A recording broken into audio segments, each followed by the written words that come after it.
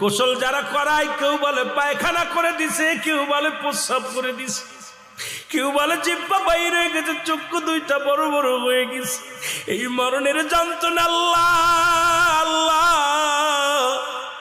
তুমি আমাদের মরণ ব্যাধিটা একটু আল্লাহ মাফ করে দিও গো আল্লাহ। এই মরণের সময় তুমি আসানের সঙ্গে মৃত্যু দিয়া দিও, ইমানের সাথে মরণ দিও। জোরে জোরে বলেন আল্লাহু আকবার। এ আমার ভাইয়েরা, আমার বন্ধুরা, আমার আল্লাহ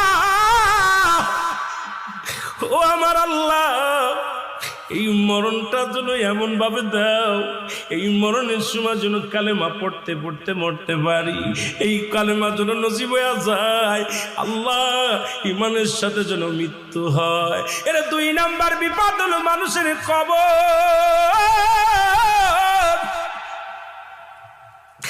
এত ভয় আজকে মানুষের, কবরের ভয় নাই।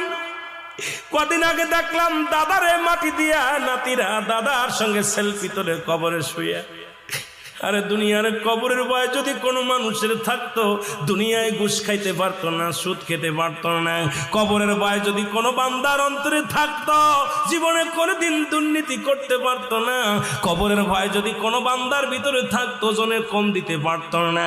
ওখানে কবরের ভয় যদি থাকতো, কোনো বান্দা ফজরের নামাজ ছাড়তে পারতো না। কবরের ভয় যদি থাকতো, দুনিয়ার মধ্যে জিনা করতে পারতো না, ব্যভিচার করতে পারতো না। কবরের ভয় যদি থাকতো, মিথ্যা বলতে পারতো না। আসলে আমাদের কবরের ভয় নাই ও মুসলমান। দ্বিতীয় বিপদ হলো মানুষের কবর। এই দ্বিতীয় বিপদ হলো আমাদের কবর। জোরে বলেন আল্লাহু আকবার। আজকে আমাদের অন্তর কেন কাঁদে না? কবরের ভয় কেন আমাদের অন্তরে জাগে না রে মুসলমান? আমি দেখলাম, কত জায়গা দেখলাম কবর করে আর সেলফি তুলে ছেড়ে দেয়। রে একবার কি তোর মরণের চিন্তা হয় না? যেখানে কোনো বাতি নাই, যেখানে কোনো সাথী নাই, কোনো বন্ধু নাই,